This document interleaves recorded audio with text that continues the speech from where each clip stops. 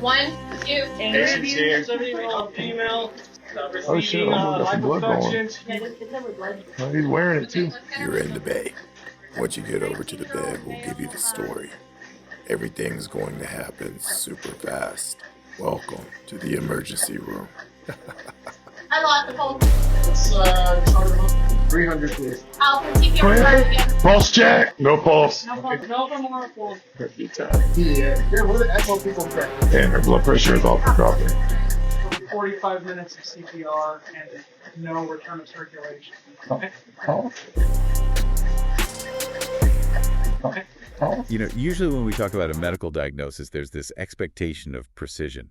It feels almost like engineering. Right. You break your arm, the x-ray shows that jagged white line, and the doctor just points at the screen and says, there it is, there's the problem. Yeah, it's very binary. It's either broken or it's not. The injury is contained.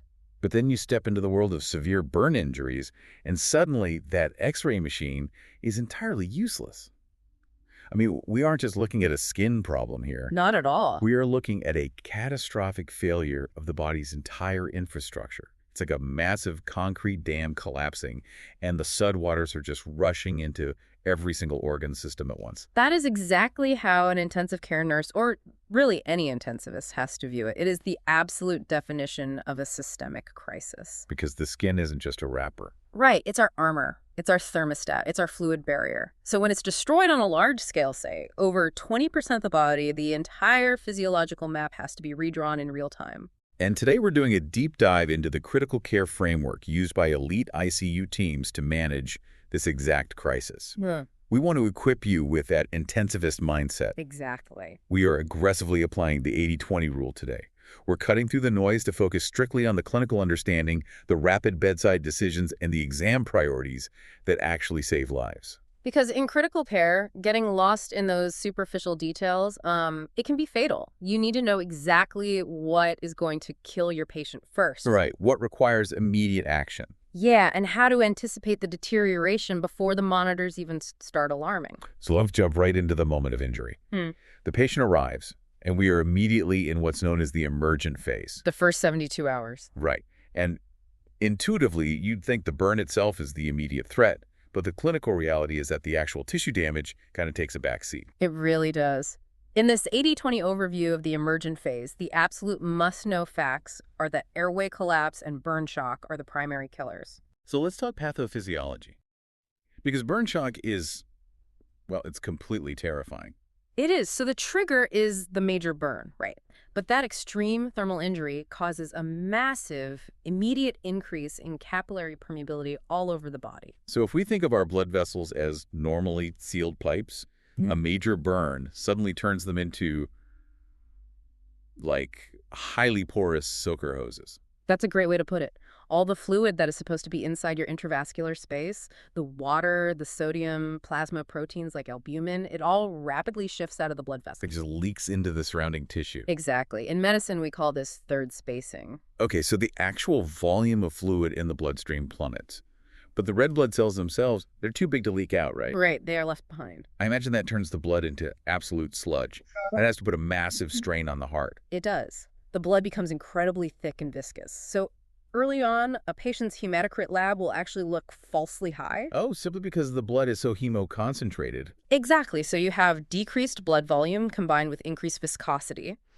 The heart is desperately trying to pump molasses through empty pipes. Wow. That causes a massive spike in peripheral resistance, leading directly into burn shock, which is this lethal hybrid of hypovolemic and distributive shock. There just isn't enough pressure to perfuse the brain or the kidneys. Right.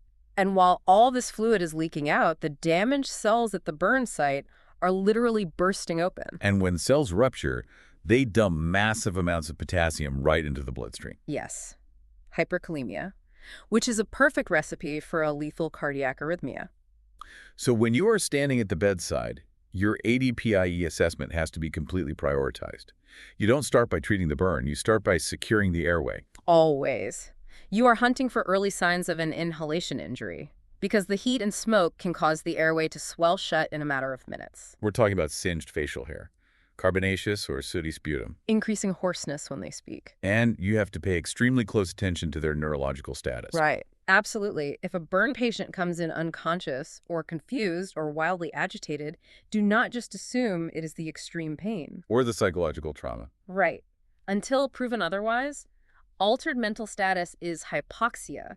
They are suffocating. Which leads to a really fascinating paradox with the diagnostics. I mean, we usually just slap a pulse oximeter on a patient's finger to check their oxygen saturation. Yeah, but if a patient was pulled from a house fire, relying on that standard monitor could be a fatal mistake. Because of carbon monoxide. It is one of the classic pitfalls in emergency medicine. A standard pulse oximeter cannot distinguish between oxyhemoglobin, which is carrying life-saving oxygen, and carboxyhemoglobin, Which is carrying lethal carbon monoxide. Exactly. Carbon monoxide binds to our red blood cells way more aggressively than oxygen does. Roughly 200 times more aggressively, right? Yeah, so the monitor sees the hemoglobin is fully saturated and might read 100%. But the patient is suffocating at the cellular level. Exactly. If a patient was in an enclosed space fire, you have to use a pulse co-oximeter and draw blood to check carboxyhemoglobin levels.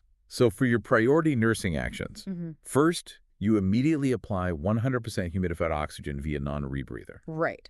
And if there are significant face or neck burns, the intensivist is going to intubate them immediately. Long before the airway edema makes it physically impossible to get a breathing tube in. Yes. Anticipate early intubation. Then, next, you establish 2 large-bore IVs or a central line for burns over 20% total body surface area. Okay, so assuming the airway is secure and we have access, I have to ask about the fluid problem. We established that the patient's capillaries are acting like soaker hoses, leaking everything out. Right. But the standard treatment for hypovolemic shock is to pump them full of massive amounts of IV fluids. If we give them fluids, won't it just leak right out? Yes, a lot of it will. But if we don't give enough, their kidneys and brain die from lack of blood flow. It's literally like trying to fill a bucket that's riddled with holes. Yeah. How do you even know if it's working? That is the ultimate tension of burn resuscitation. You are trying to fill a leaky bucket just enough to keep the vital organs alive until the body naturally patches those holes. And what fluid are we using? We use lactated ringers, and the volume is staggering. We use formulas like the American Burn Association formula based on the patient's weight and the percentage of their body burned. So 2 to 4 milliliters of LR times their weight in kilos times the burn percentage. Exactly. Meaning you might be pushing literally gallons of fluid into a single patient in the first 24 hours. You give half of it in the first 8 hours. But because you can't just look at their blood pressure to know if the organs are getting what they need, you have to look somewhere else. Right. You monitor their urine output drop by drop. That is the then N in your priority actions. Insert an indwelling urinary catheter immediately. Because urine output is your real-time window into end organ perfusion. If they are making a steady 0.5 milliliter to 1 milliliter per kilogram every hour, you are keeping ahead of the leak. And if that urine output drops, the patient is deteriorating, and you need to aggressively increase those fluids. MAP should be over 65, but urine output is the gold standard here. Okay, so fluids handle the visible fluid shifts, but we also have to talk about what happens when the burn goes deep under the skin, specifically with electrical injuries. Oh, electrical burns are incredibly deceptive. Right. The skin might just have a small entrance and exit wound, but the electrical current uses the path of least resistance blood vessels and nerves to travel through the body. So it causes massive, unseen muscle destruction beneath the skin, which triggers rhabdomyolysis. The destroyed muscle releases a large protein called myoglobin into the blood. And those large myoglobin proteins travel straight to the kidneys and physically block the renal tubule. Exactly. It causes acute kidney injury, or AKI. If a patient has an electrical burn, the urine might look dark or reddish-brown. So the treatment has to shift entirely. It does. For escalation here, you have to push even more fluids or use osmotic diuretics like mannitol to force a much higher urine output. Like 75 to 100 milliliters an hour. Yes. Just to flush those heavy proteins out of the kidneys before they cause permanent failure. It's such a delicate balancing act. And while you are managing the fluids on the inside, there are mechanical threats on the outside. Right, the eschar. As the burn tissue, the eschar, becomes dead and leathery, it loses all its elasticity. If that happens completely around a limb or across the entire chest, it acts like a medieval tourniquet as the underlying tissue swells. which is an immediate threat to perfusion. It necessitates an ICU procedure called an escharotomy. Where the intensivist will literally take a scalpel and slice down the length of the dead, leathery skin. Exactly. It immediately relieves the pressure, allowing the chest to actually expand so the ventilator can push air in, or restoring blood flow to a dying arm or leg. Okay, so let's synthesize this. The intensivist thinking here is, problem is the major burn. Failing physiology is the capillary leak. Immediate threat is burn shock. Intervention is ABA fluid resuscitation. And reassessment is urine output and MAP. So if you were taking notes and you only remember 5 things from this emergent phase. First, the core patho. Capillary permeability causes massive fluid shifts, leading to burn shock. Second, key assessment. Carbonaceous sputum means an airway threat. Third, most dangerous complication. AKI from myoglobin, especially in electrical burns. Fourth, priority nursing action. 100% humidified O2 and anticipate early intubation. And fifth, most important treatment, fluid resuscitation based on the ABA formula. So your one-sentence clinical picture is a patient with 40% burns, soot on the face, hoarseness, and a dropping blood pressure. And for pattern recognition, if you see a normal SpO2 but the patient was in an enclosed space fire, think carbon monoxide poisoning and do a SpCO reading while applying 100% oxygen. Perfect. So eventually, usually around the 48 to 72-hour mark, a shift happens. The body begins to repair the capillary seal. The floodwaters recede. Right. The fluid that leaked into the tissues starts shifting back into the vascular space. The patient starts naturally diuresing. But as soon as the fluid crisis resolves, an entirely new, invisible threat breeds in the open wounds. We transition into the acute phase. And this phase lasts weeks, sometimes months. The primary focus shifts to wound closure. Because the 80-20 rule here is that multiple organ dysfunction syndrome, MODS, from sepsis is the leading cause of death in this phase. So let's look at the patho again. The skin barrier, our primary defense against the outside world, is just gone. Gone. And the immune system's white blood cells become defective. You have a patient with profound immunosuppression. And to make matters worse, the body goes to war with itself. The resting metabolic rate can spike by 50 to 100% above normal. It is a massive hypermetabolic state. The body is so desperate for energy to fuel the healing process that it enters massive catabolism. It literally starts breaking down its own muscle tissue, converting it into sugar through gluconeogenesis just to keep the engines running. It's like a furnace burning the walls of the house just to stay warm. Which means the way the bedside team assesses the patient completely flips. You are still looking at the burn margins for localized changes, but your primary hunt is for systemic sepsis. You are watching for hypothermia, or a sudden spike in hyperthermia. You're looking for an unexplained increase in heart rate or respiratory rate. A sudden drop in blood pressure. Or a sudden decrease in that urine output we work so hard to establish. And from a neuro perspective, delirium is incredibly common here. Right. Especially at night in older adults. Very common. Any of those signs mean the infection has breached the bloodstream and the patient is deteriorating.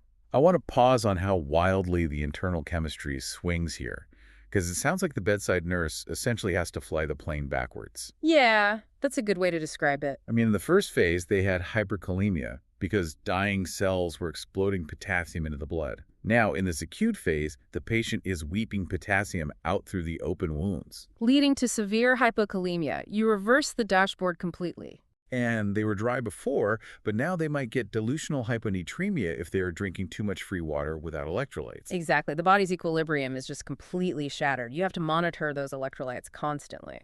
So for our ADPIE, we have an immunosuppressed hypermetabolic patient at extreme risk for sepsis. Where do your priority nursing actions even start? First is infection control. Strict PPE during all wound care. Next T is nutrition. You have to feed the engine. Early enteral nutrition running at 20 to 40 milliliters an hour is critical. You supply those massive caloric needs while preserving the gastrointestinal function. Because the stress response aggressively decreases blood flow to the GI tract, right? Putting the patient at a high risk for a stress-induced curling ulcer. Yes. Which is why we also use medications like H2 blockers, cimetidine, or PPIs like esomeprazole prophylactically. But keeping the gut working with enteral feeding is a primary defense. The engine, your action is wean care and debridement. Which brings us to the agonizing reality of pain management in this phase. The pain is layered. You have continuous background pain from the injury itself, which requires scheduled around-the-clock IV opioids like hydromorphone. And then you have treatment-induced pain. The dressing changes and the surgical debridement, where they are actively scrubbing away necrotic tissue. I can't even imagine. You absolutely must pre-medicate the patient with fast-acting agents like fentanyl before anyone even touches the bandages. You have to. And when applying topical antimicrobial creams, there's an exam trap here. Silver sulfadiazine is heavily used in burn care. But always check for a sulfa allergy first. Always. Applying it without checking can trigger a massive allergic reaction. Ultimately, the procedure to get out of the acute phase is early excision and grafting. The surgeons remove the dead eschar and cover the wound beds with autografts, the patient's own healthy skin, or biologic dressings. So the intensivist thinking here is, problem is loss of skin barrier and hypermetabolism. Failing physiology is immunosuppression and catabolism. Immediate threat is septic shock. Intervention is excision, grafting, and early enteral nutrition. And reassessment is checking WBCs, temperature, and wound adherence. So the 5 things to remember for the acute phase. First, core patho, hypermetabolic state, and profound immunosuppression. Second, key assessment. Dropping BP, altered mentation, and rising WBC. Third most dangerous complication, sepsis leading to MODS. Fourth, priority nursing action. Meticulous infection control and early enteral feeding. And fifth most important treatment, early surgical excision and autografting. Making your one-sentence clinical picture, a burn patient 2 weeks post-injury developing a fever, tachycardia, elevated blood glucose, and mild confusion. And the pattern recognition. If you see increased heart rate, dropping blood pressure, and decreased urine output in a healing burn patient, think sepsis and do notify the provider immediately for cultures and antibiotics. Absolutely. Okay, so once those grafts take and the wounds are largely healed, the biological threat of sepsis finally fades. But the journey isn't over. We enter the rehabilitation phase. Right, the mechanical and psychological threats take over. This phase can last up to 12 months. The ultimate goal here is resuming a functional role in society. And the 80-20 focus. The primary physical enemies are joint contractures and hypertrophic scarring. Let's explain the patho of why that happens. As these massive burn wounds heal, they form collagen fibers, which is scar tissue. But if this new tissue is not constantly stretched, it naturally shortens and shrinks. And because our flexor muscles, the muscles that pull our limbs inward, are naturally much stronger than our extensor muscles, the body naturally wants to pull itself into a tight, fetal, contracted position. Which means the assessment here is constantly focused on checking range of motion, or ROM, in high-risk areas. The anterior neck, the axillae or armpits, the hands, and the knees. You are also assessing for extreme itching, delicate skin that blisters easily, and heavy psychosocial burdens like PTSD and depression. Because your priority nursing actions require waging a constant war on comfort. First is proper positioning. You cannot let the patient sit in a comfortable, flexed position. Next is splinting and physical therapy. Active and passive ROM, especially during those dressing changes when they're medicated. Then is scar management. Using custom-fitted pressure garments worn up to 23 hours a day for 12 to 18 months to keep scars flat. Honestly, it sounds like physical torture. You are telling a patient to aggressively stretch and flatten the very tissues that hurt the most. How do you convince a patient to endure that? It requires an intense rehab mindset. You have to help the patient accept intense temporary pain now to prevent permanent irreversible loss of function later. Because if you let them stay curled up in bed today because it hurts less, those joints will fuse. Exactly. They may never walk or feed themselves again. And there is a very specific ICU pearl here about positioning. We always want to give hospitalized patients pillows to make them comfortable. But for burn patients, do not use pillows for patients with ear or neck burns. the pressure causes chondritis in the ears, right? Yes. And if you put a pillow under the head of someone with an anterior neck burn, it forces their neck to flex forward. As that scar tissue shrinks, it creates a severe neck contracture. So what do you do instead? You remove the pillow entirely and place a rolled towel under their shoulders. It allows the neck to hyperextend. Okay, intensivist thinking for rehab. Problem is scar tissue maturation. Failing physiology is flexor muscle dominance over new collagen. Immediate threat is irreversible joint contracture. Intervention is splinting, pressure garments, aggressive ROM. Reassessment is joint mobility and scar contour. So your 5 things to remember. 1, core patho. Maturing scar tissue naturally shortens. 2, key assessment.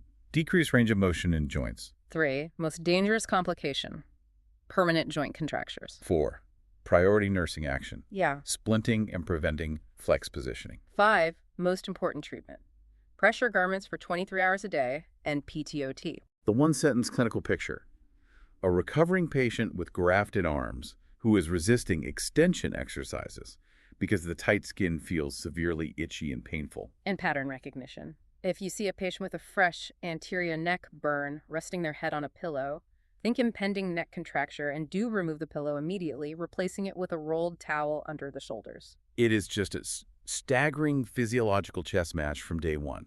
In the emergent phase, fighting hypovolemic shock; acute phase, battling sepsis; rehab phase, fighting contractures. It really highlights the sheer resilience of the human body, supported by a fiercely logical critical care framework. Before we wrap up, I want to leave you with a fascinating detail from the source material to mull over. What happens when a massive burn victim has almost no healthy donor sites left for grafting? Historically, that was unsurvivable, but regenerative medicine is changing everything. Scientists can now perform cultured epidermal autografts, or CEA. They take a tiny biopsy of the patient's unburned skin and grow keratinocytes in a lab, expanding them up to 10,000 times their original size in just a few weeks. They literally create sheets of new skin. We also have synthetic dermis, like Integra, that acts as a template for the body to regenerate a new dermal layer. As you walk away today, think about what the future of regenerative medicine holds. Where does critical care go when we can literally grow a new organ in a petri dish? Yeah. We started today comparing a major burn to a collapsing dam. But with this technology, we aren't just stopping the flood. We are learning how to completely rebuild the dam from scratch.